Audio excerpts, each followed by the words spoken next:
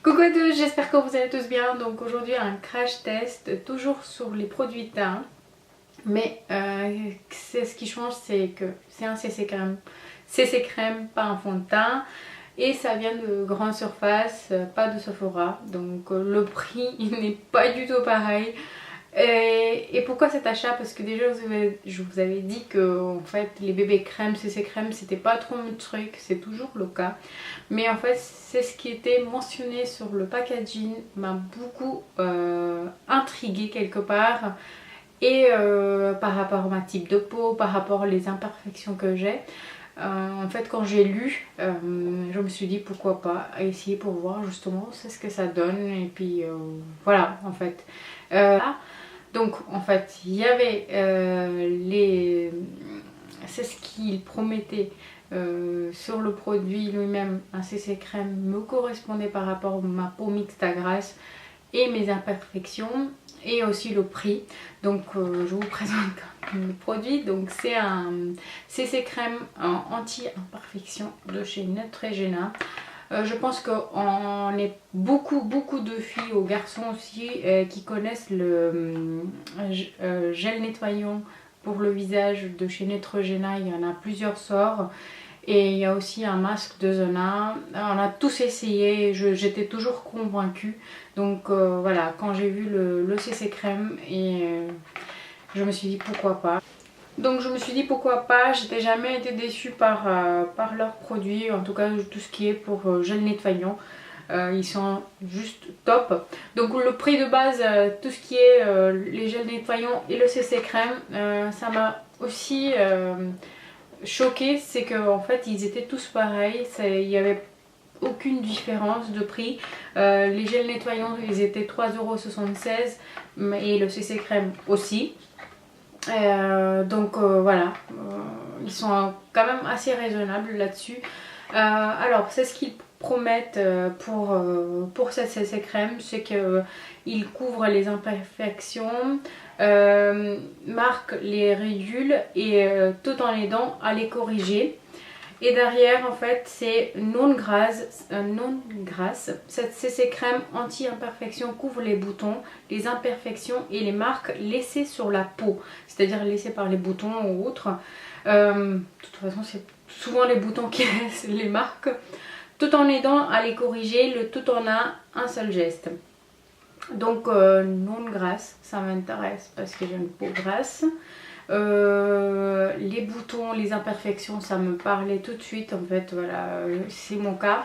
Et vous voyez ici j'ai un bouton qui était assez gros et qui a laissé le petit tache. Donc voilà, ça m'a beaucoup beaucoup interpellée tout de suite que j'ai vu le produit. Je me suis dit pourquoi pas essayer. Après vous avez juste deux teintes, c'est ce qui est dommage, c'est que vous avez plus clair, voilà. Après dans le clair il y a aussi des tonations en fait, voilà, ça peut pas correspondre à tout le monde, c'est ce qui est dommage.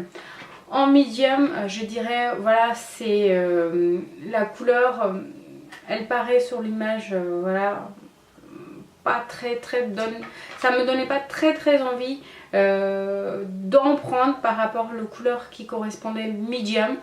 Mais je me suis dit peut-être en essayant c'est un petit peu plus clair en fait par rapport à cette rosée qui approche de rosée que le jaune. Mais bon, à voir. Et je vous dirai si en fait à ce moment-là, si ça correspond aux peaux beaucoup plus foncées que le mien, à essayer, et je vous dirai ça tout de suite. Donc voilà. Puis lui-même le contenance c'est 50 ml. Et ils disent d'éviter les contacts avec les yeux, donc on va essayer, en fait, on va faire attention par rapport à ça. Donc le teinte, elle est comme ça, si ça peut, si c'est pour vous aider.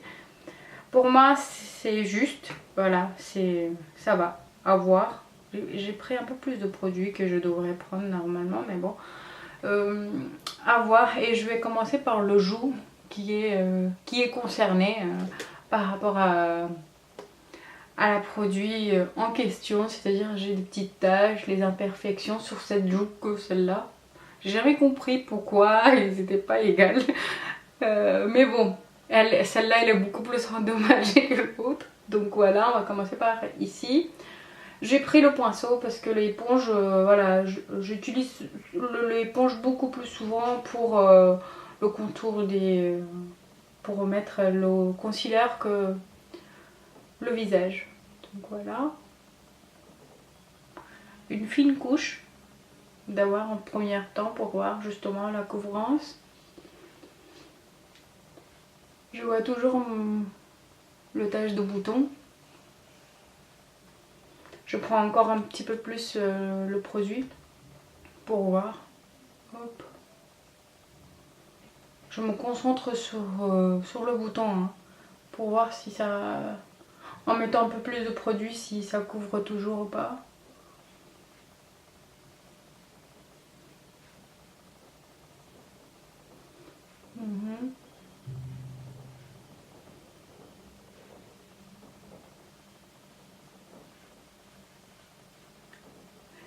Niveau teinte ça va, hein, ça me correspond, il n'y a pas de souci, mais voilà, pour les plus foncés, je pense pas, ça va faire gris. Pas super couvrant, mais voilà, je suis, voilà ici, et voilà là. Donc il y a quand même une petite différence, hein.